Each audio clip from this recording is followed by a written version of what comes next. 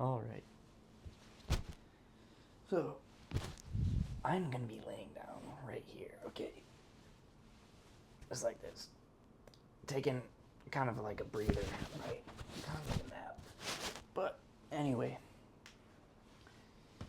Yeah, so, this is the remaining half of the podcast.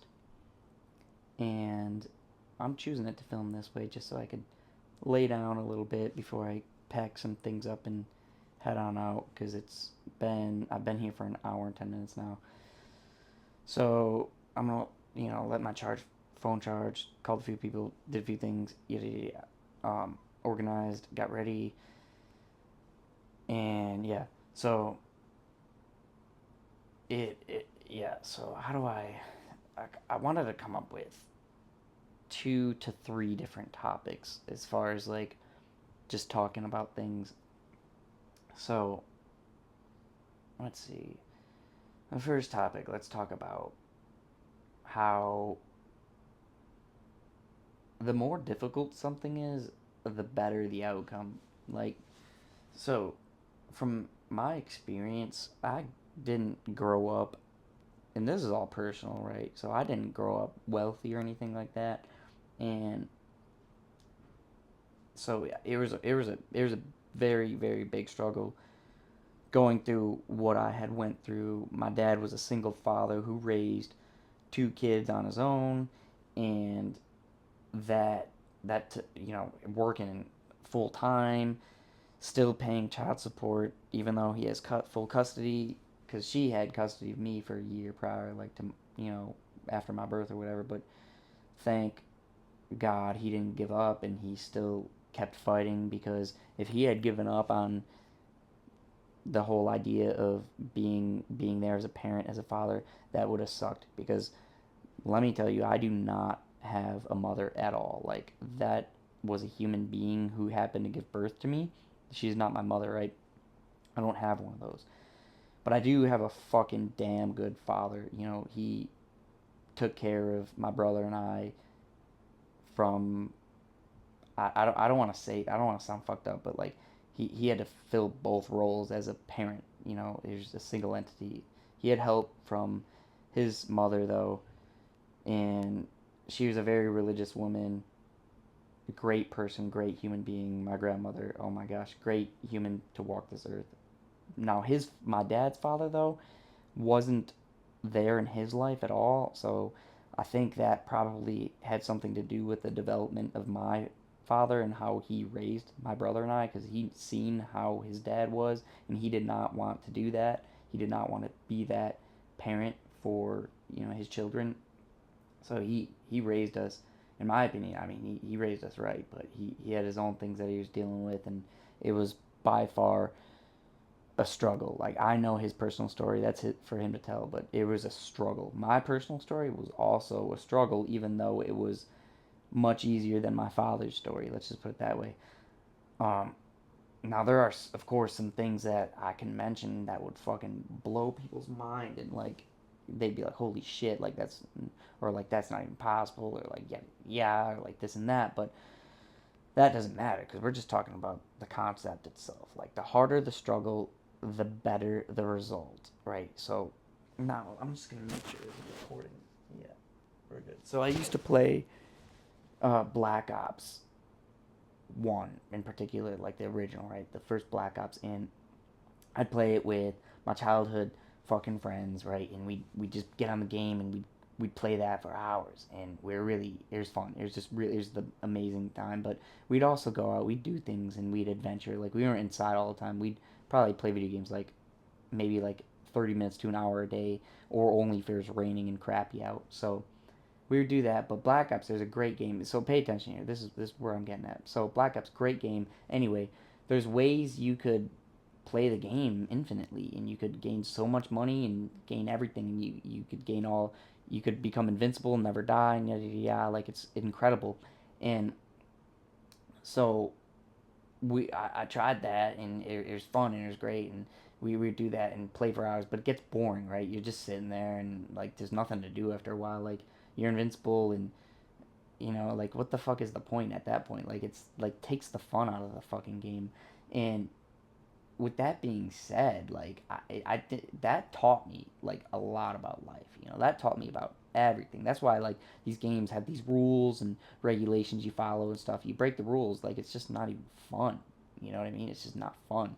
And um, yeah, so that it just I hated it. Cheating at least, like dude, I'm not cheating, but like playing the game and it lasting forever and yada yada. It just really sucked.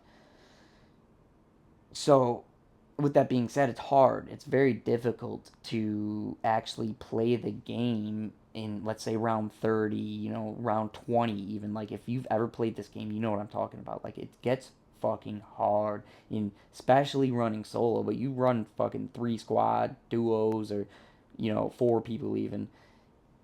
It's still tough, man. Like, depending on the map, too, it's really, really tough. Now, uh, you'll see online too. There's a leaderboard and statistics. Oh, a person got 1,000 rounds or whatever. Like, yeah, you got that far because you fucking did the glitches or whatever the fuck. And realistically, that must have been fucking dog shit, or they must have just been mindlessly playing. Who knows? Been playing and talking to their boys, squad of four, and just bullshit. And that's probably really how it was. And they just sat on a table in five and then just talked to each other for hours while like just demolishing zombies and stuff like that, which is awesome. Because you're just talking to your buddies and stuff like that. But who knows who they were? We were just some kids playing. Anyway, yeah. So flash forward, being born into the circumstances I was born into. Sure, like I was fortunate to be born in, for one, America, for two, I mean, my dad, like I said, he went out. He made sure there's a roof over our head and there's food to eat. And with that being said, the power got cut off one time for a whole month. We didn't have power at all, and I recall this like the back of my fucking hand, dude. So my brother and I had to use a flamethrower torch from a propane thingy, and then like heat up water to boil rice, and we were eating with that, and the dishwasher had no running water to it, right? So we had to like hand wash everything, and yeah, or it had no electricity or some shit. I don't fucking know. I was just a kid, and I didn't care. Like I didn't think about it like that. I was the kid. I went to private school, man. I was the kid in private school with half of his uniform untucked, tie all fucked up and rattled hair. Like, it just, from an early age, it didn't really. But like everyone had to be squared away and super groomed, and then there's me who like mad stuck out because like, I was just happy to be here, and still am to this day. At least I try to be. It's it's it's a challenge. It's a very difficult thing, and they say this in the military too. The people you're around, the people you're with, those are the people that are going to make or break your units. It's not your unit. You could go to pick a location in your mind that it's an unfavorable location to live at, and if you have a great squad with you, it makes the whole world of a difference. Or even talking to your boys every now and then or whatever. Just it makes things so much better. Anyway, um, so yeah, the harder the struggle. But let's say back to the story about struggling and yada yada. So let's say I had been born into a more fortunate circumstance, like it. I wouldn't be the same person. My brain would just think completely different. First of all, and second of all, like the process in itself just wouldn't have been as admirable in my opinion. Um, and even though like some people say, "Oh wow, what an unfortunate circumstance to be in," I think it's a fortunate circumstance because I have real life experience, knowledge that I gained, things that like I'm a very, I mean, I don't know, whether vary is a big word, but I am a independent, self-functioning individual. Like I could be in the middle, I could be anywhere. Like I could almost, I don't know. I've been in some crazy scenarios by myself with my friends, like just in multiple different like scenarios. Like I'm only 24 years old, and that's kind of that's ridiculous. And I tell people like it's the whole with age comes experience mantra. Well, I skipped the whole. age thing, and I just gained the experience. Like, I was not even old enough to drink, driving a 270-foot United States warship with a crew of 100 through the man-made canals of Panama, the Canton canals. I was doing that. I couldn't even drink. Shortly after that, pulled up in Costa Rica in my birthday, and I became of age to consume alcohol. Not really much of a desire, though. I mean, until months afterward. And months afterward, at one point in time, things got a little gray area, and I was drinking so much. It was crazy. But I don't drink anymore. I'm sober since November of 2023, and oh man, it's awesome. It's awesome, man. I'm vegetarian since the beginning of this year, and that's not easy. Nothing's easy, but it's just so much better. The more difficult it is, it's so much better. Holy shit, the marathon I ran at the beginning of this year, and that was a left ball out of nowhere, and even, oh my gosh, watching my dad. So, like I said, my dad's dad wasn't really a good role model or whatever. My dad's mom had since passed in 2009. Well, my dad's dad, as soon as my first day back home was the 8th of April. There's a solar eclipse, and there's an amazing event to experience. Well, 2 days later, I signed up, or I went to the gym immediately, got a membership, yada yada. 2 days later, I signed up for a marathon that was in a month, less than a month, and then started home renovation projects and stuff like that. And then got a call. My dad's dad was sent to hospice. He's all on terminal cancer and all that stuff. The dude still tries to be part of my life, and would make an effort to reach out every now and then, and that's much appreciated, of course.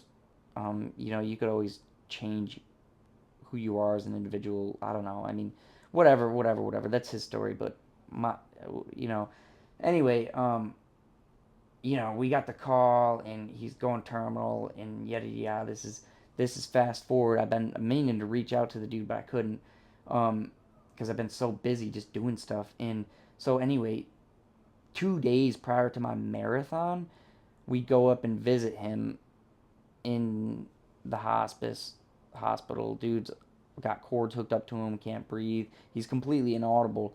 All he could do is squeeze his hands and blink.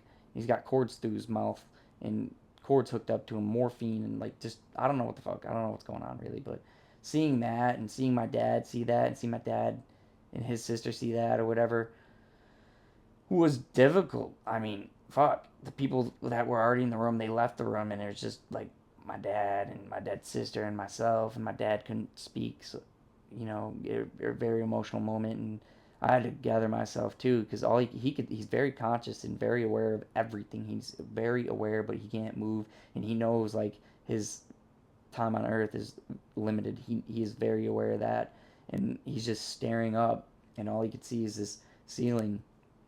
There's like this yellow strip on the ceiling, a yellow like piece of shit, like rip or whatever, like stain or some shit, and that's all he could see, and he can't move really. He can see what's in front of him looking up, and while he's on the hospital bed, he is just there, and my dad is tearing, bawling his eyes out, can't talk, holding his hand.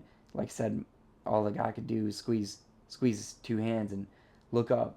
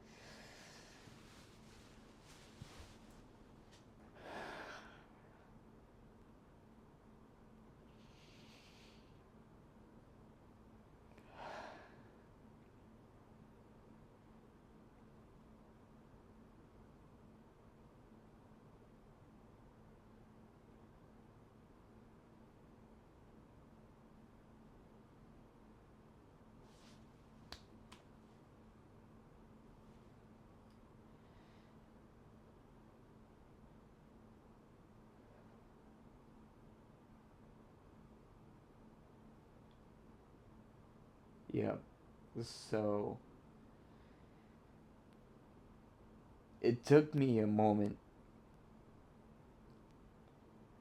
to collect myself after, you know, walking in and seeing my dad ha- in that situation. I lost it, and I couldn't hold myself.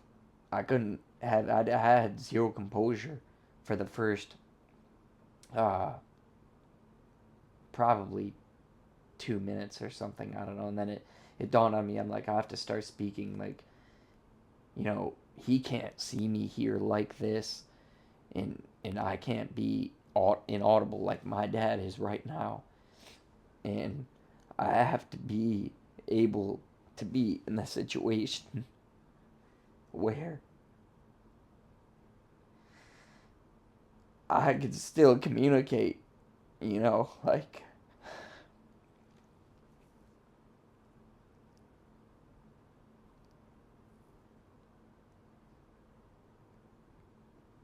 because that's just it, guys. Like, our time on Earth is very finite. And, shit. I'm gonna have to cut the last 15 seconds. 13:26. Cut the last 15 seconds. Anyway, so, um, probably 16 minutes in the video, so yeah, whatever. Anyway, so I had to collect myself, and seeing my dad in that situation, I knew, like, right then and there, I'm like, all right, I have to be able to talk to this guy. I have to be able to, like, tell him something. Like, who knows what he's going through? It's just him and his thoughts. Who knows what the fuck he's thinking? But I want to be able to, like, I don't know. I've been like I said, meaning to talk to him, so I want to be able to talk to him. So I tell him, I'm like, yeah, dude, I got this marathon that I just signed up for. It's in. I'm actually driving tomorrow, but it's in 2 days. It's in Toronto. So, telling him that, not telling him about talking about. Yeah, and I'm talking about how, like, uh, I got that marathon in 2 days, but I drive to Toronto tomorrow, and that's gonna be awesome. And then it's also crazy. And also I signed up for Guinness Book of World Records. I want to do the fastest 1 mile and 100 burpee combination. And and as soon as I say that, man, he just starts tearing up, dude. Tears rolling down his face. And like I said, my dad couldn't say anything.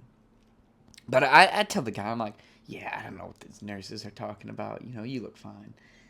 Um, because somebody had said something about something about, like, his appearance or whatever. Hang in there. You're not looking too great, but it's time to let go. It's time to give in. And I'm like, what the fuck? FaceTiming with some chick, or like a relative, you know, and yada yada. I'm like, I don't know what she's talking about, man. You look great, Stella, right? Fucking stallion. Anyway, because that's what we are. We're men out here. We gotta fucking hold ourselves together. It's all about composure. Um. So, but we got a long road. We're young, and we got a long road ahead of us, and just gotta keep running and keep going. And we have a lot more to look at than a fucking ceiling. A fucking ceiling and some shitty ass stains. We got a lot more to see. And that's just it, guys. That's just it. So, I mean, I might look like I've been crying, but I'm solid, motherfucker. I'm solid. I'm ready to go. Like, okay, this is it. This is our year. This is our year. Like, not only have the shit I've been through the past 5 years that people don't know about, highs and lows and all that. We want to talk about that. Not only my upbringing, my childhood, and the struggles I've been through. We ain't gonna talk about that. We're gonna talk about the rest of our fucking lives, man. We are here on this planet to do amazing things, to be a good person. You know, what does it mean to be a good person? What does it mean to be a bad person? What does it mean to be just a person? So, I mean, we're here. We're here for the long run, and we're gonna do great things. We're gonna go far. And if you have two legs, if you have hands and feet, and you're able to think logically and just go through and hold your emotions together during situations where you might not want to, you could go really far. The more control you have over that, the further you can go. And reading really helps develop that level of patience. Also, running helps develop that level of patience as well, because I had mentioned it before. It's just you and your thoughts. Like, but reading, it's you and the author's thoughts. Like what the author's reading, podcasting. Anyway, whatever you can do to hold your composure together. I mean, that's really, in my opinion, what can help out go the further, get you there, right? Get you going further, or get you further. Um, with that said, I don't want to spend too much time on this podcast, and I hate cutting things short. We got some video footage earlier, but I'm burning daylight. It's 13:30. I want to go see some stuff, and yeah, like I don't want to sit here anymore. I got a nice hotel though, a nice part. Like this is mad nice, and I'm super glad I got it. Super, super, super glad. Look at that, really nice. Um, with that being said, view out here, not so crazy. It is time to go out and see the world. All right, guys. Peace. Until next time.